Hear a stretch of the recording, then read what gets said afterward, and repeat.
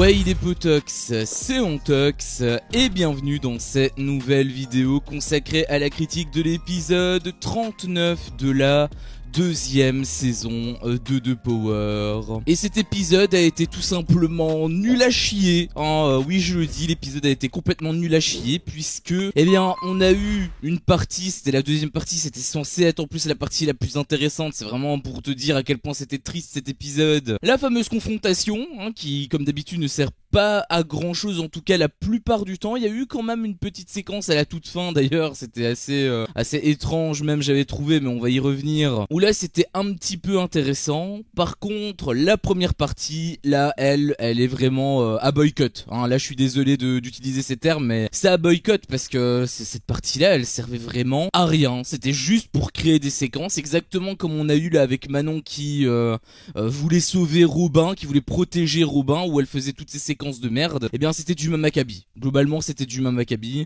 Est-ce que c'était voulu par la prod ou non? Je sais pas, j'ai quand même l'impression, parce que je t'avais dit à l'épisode d'hier que c'était extrêmement étrange, hein, la manière dont Maïsen a trouvé la lettre là, l'enveloppe, le bout de carton pour pouvoir récupérer l'indice. C'était extrêmement étrange que ça se fasse en tout cas de cette manière. Et avec du recul, eh bien maintenant je peux comprendre pourquoi est-ce qu'ils ont décidé de la faire gagner, en tout cas s'ils la font gagner. Pourquoi? Eh bien tout simplement parce que ça crée toutes ces séquences de merde, hein. On a eu une giga convocation, en gros, hein, il y a eu plein de convocations, voilà, si vous voulez l'indice, bah vous devez venir dans mon bureau, ils étaient en plein milieu du jardin, pour pouvoir argumenter, pour pouvoir vous vendre afin que je vous partage l'indice. Et donc il y avait tout le monde qui se ramenait, même les gens qui sont battés, genre pourquoi est-ce que Nathalie était là? Le fait que Manon soit là, le fait que Mélanie soit là, le fait que Giovanni soit là, le fait que Antoine soit là, je veux bien comprendre, je peux le comprendre, évidemment ils sont en danger,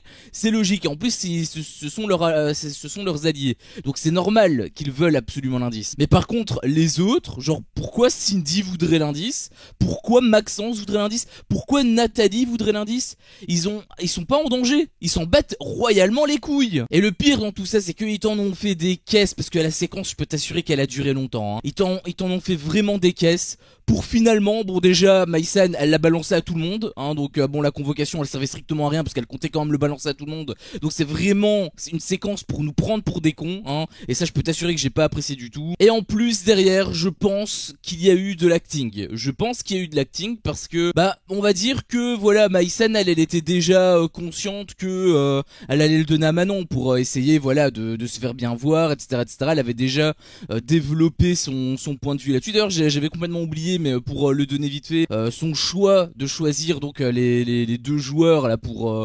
l'indice, donc c'était elle et Sarah, c'était pas forcément mauvais, mais c'était très risqué inutilement. Je veux dire, en tant que power player, et si tu es Cindy, si tu es n'importe qui, bah, je pense que tu mets tout simplement les deux blessés, tu mets Sarah, tu mets Giovanni, il est estropié, Sarah elle a une main dans le plâtre, tu les mets tout simplement eux deux, et comme ça bah t'es sûr de pas avoir l'indice qui est découvert. Après ça peut être un bon bluff aussi de sa part de se mettre elle-même. Juste bah le problème c'est que c'est risqué, d'ailleurs peut-être même que ça va se retourner contre elle. Mais bref, c'était même pas ça que je voulais dire. Ce que je voulais dire c'est que du coup bah Maïsen elle savait qu'elle allait le donner, on le savait aussi puisque bah elle nous l'a dit en interview, donc il y avait absolument aucune surprise. Mais apparemment Sarah n'était pas au courant, hein, elle l'a découvert sur le moment, et donc elle a pas été contente du tout, et s'en est suivi une séquence où elle s'est énervée, enfin elle s'est énervée, bon c'était encore gentil, hein, mais en gros voilà, il y a eu une petite dispute, et bah je sais pas, peut-être que c'était une dispute amicale, j'en sais rien, mais j'ai l'impression qu'il te pointe vraiment du doigt la trahison de Sarah, et en même temps, bah je suis désolé de dire ça, mais Sarah elle jouait pas bien la comédie. Voilà, on voyait que c'était même limite sur le ton de la rigolade. Je pense que ça se voulait sérieux, et finalement bah vu l'acting, ça s'est joué un petit peu sur le ton de la rigolade. C'est mon avis, hein, bien évidemment, ce n'est que mon opinion. Il y en a qui disent d'ailleurs que je suis trop parano avec les scripts, etc., parce que c'est pas une série. Alors en théorie oui, hein, peut-être qu'il y a 20 ans ça aurait été le cas, mais là non, là ils sont juste à la course à l'audimat, hein, donc bien évidemment qu'absolument tout est calculé.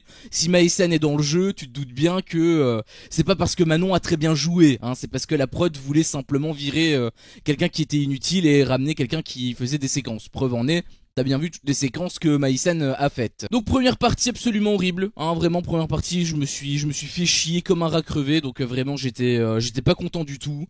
Et la deuxième partie, bon, elle a pris un petit peu de temps à arriver, parce qu'en réalité ce qui était réellement intéressant c'était Antoine. Il y a eu d'abord Giovanni avant, Giovanni d'ailleurs qui n'a plus besoin de béquilles, alors je sais pas si c'est la prod qui a oublié ce petit détail quand même, hein, si tu fais des séquences où il est blessé et où tu lui mets des béquilles, faudrait peut-être lui laisser ses béquilles du coup, parce que là ça fait un petit peu bizarre, on dirait qu'il avait plus rien. Et honnêtement encore une fois ce serait complètement con, hein, j'en suis conscient, ce serait complètement con de simuler une blessure ainsi, mais pourtant de ce que je vois tout indique que cette blessure est fausse. Tout indique que cette blessure est fausse. C'est quand même incroyable, hein. Mais bref, le truc de Giovanni n'était pas spécialement très intéressant parce qu'il était à fond sur Nathalie, donc forcément, ça bifurquait complètement à côté, donc on se battait un petit peu les couilles. Par contre, Antoine, là, c'était beaucoup plus intéressant parce que bon, il posait des questions, etc., etc. Bon, c'était pas forcément très pertinent, on va dire. Enfin, en réalité, si c'était quand même pertinent, mais dans un autre sens. C'est-à-dire que habituellement, les gens, ce qu'ils font, c'est que ils posent des questions et le power player répond, mais en règle générale il répond des réponses courtes ou des trucs comme ça. Là ce qu'il a fait c'est qu'il a proposé, il a conseillé, il a demandé à ce que le power player parle, en fait, tout simplement, à ce qu'ils disent des phrases sur certains sujets, etc. Par exemple, raconte-moi une blague, et du coup il doit raconter une blague. Bon, Maïsan, elle aurait très bien pu dire non, je n'ai pas envie de raconter de blagues, par exemple, ou juste non, hein, par exemple. Elle aurait très bien pu elle aurait très bien pu dire ça. Ça aurait pas spécialement été très fair-play, mais étant donné qu'il y a aucune règle qui encadre les confrontations, elle pourrait très bien faire ça. Je pense même qu'elle pourrait ne pas répondre du tout. Delta ne dirait rien, tu vois. Tellement rien pour te dire à quel point vraiment la confrontation c'est un concept un petit peu stupide. Mais par rapport à Antoine, j'avais trouvé que c'était assez bien, que ça avait été assez bien joué. Par rapport à Maïsan, pas forcément, surtout qu'elle a commis quand même pas mal d'erreurs. Le fait que pour la petite blague là que je t'ai dit, elle avait commencé par c'est l'histoire de, et Antoine avait posé la même question à Maïsan plus tard, donc à la fin de l'épisode, et elle avait répondu la même chose, c'est l'histoire de. Donc elle avait fait cette erreur, elle avait fait cette première erreur, donc j'ai trouvé que c'était assez intéressant. Après il y a des trucs qui sont assez louches, je trouve, parce que tu as Antoine par exemple qui dit que Maïsan hésite pas à répondre, c'est pas le genre de Maxence ou Cindy quand ils sont power player. Je trouve qu'il a été très rapidement sur le dos de Maïsan. Je trouve qu'il a été trop rapidement sur le dos de Maïsan parce que en gros il utilisait le fait que son débit de parole, le fait qu'elle n'hésitait pas, en fait c'était forcément Maïsan et pas Maxence et Cindy, parce que Maxence et Cindy en gros ne parleraient pas comme ça en tant que power player. Mais comment est-ce qu'il est au courant? C'est la question que je me pose, comment est-ce qu'il est au courant, puisque c'est la première fois qu'il est cible. Donc quand Cindy a été cible, il ne le savait pas, et quand Cindy a été power player, il ne savait pas comment elle parlait, et Maxence n'a jamais été power player. Donc comment est-ce qu'il peut faire cette déduction, sachant que de l'autre côté, il n'a pas toutes les clés. Et c'est là où je trouve que c'est un petit peu chelou, parce que à la base, Maïsan elle était dans la bouche de Antoine, puis ensuite elle s'est complètement évaporée, on sait pas où elle est, et ils sont partis sur plein d'autres pistes. Et maintenant qu'on est aux portes justement de la cérémonie, parce que la confrontation c'est ça en fait, de la cérémonie, et bien bizarrement tout le monde ressort le nom de Maïsan, mais vraiment un petit peu de nulle part, tu vois. T'as eu pareil avec certains justificatifs, notamment Manon, il y avait eu, je sais plus c'était quelle phrase, et Manon elle dit directement du coup c'est pas Cindy. Mais comment est-ce qu'elle peut savoir que c'est pas Cindy? Et surtout peut-être qu'elle a des arguments pour dire que c'est pas Cindy, et peut-être que c'est très pertinent. Mais dans ce cas-là ce serait bien de nous le donner, parce que bon, ces interviews de merde là, moi je m'en bats les couilles de savoir quel ton il fait à Marrakech, hein. Moi c'est surtout ce qu'ils ont dans la tête et qu'ils ne révèlent pas lorsqu'ils sont en tournage comme ça, tu vois. Les interviews c'est censé c'est censé donner, c'est censé partager leur réflexion. Pourquoi est-ce qu'ils ont pas partagé la réflexion de Manon sur ce coup-là? À la place elle a juste dit oui, non, c'est pas Cindy, elle réagirait pas ainsi, donne des arguments concrets, ou alors peut-être que c'était vraiment ces arguments.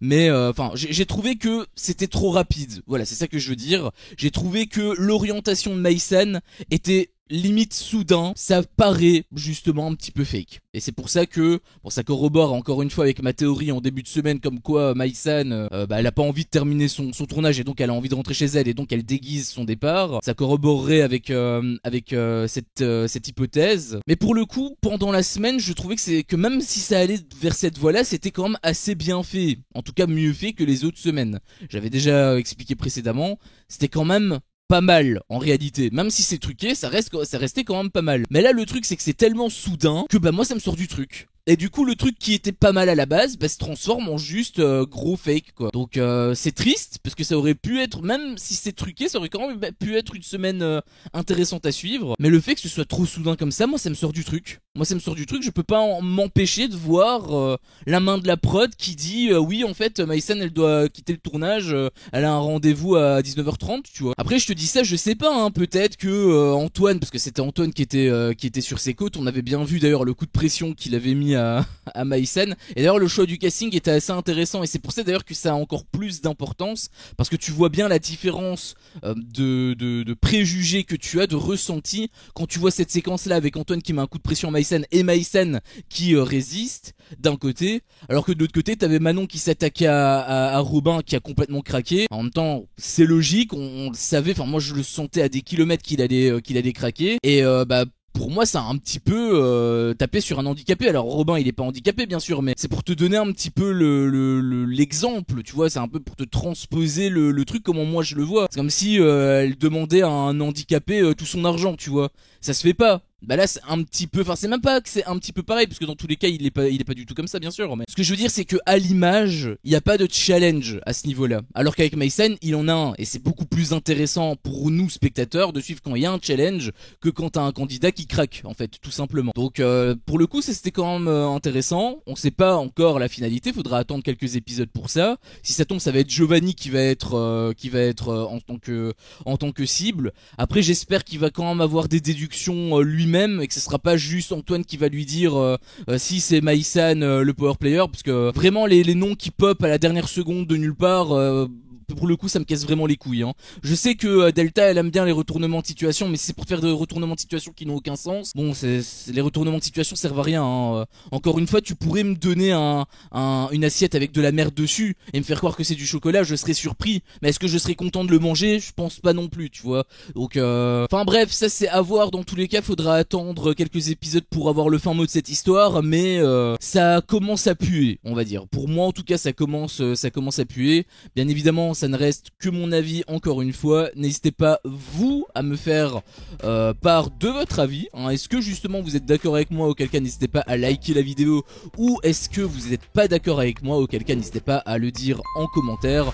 Même si vous voulez compléter certains de mes propos ou même justement détailler certains points que j'ai évoqués, n'hésitez pas à me faire part de tout ça dans l'espace commentaire. Si jamais mon contenu vous plaît, je vous invite également tout simplement à vous abonner et pourquoi pas à activer la cloche pour ne louper aucune de mes autres vidéos. Merci à vous tous pour votre visionnage et je vous dis à la prochaine pour une prochaine vidéo. Ciao.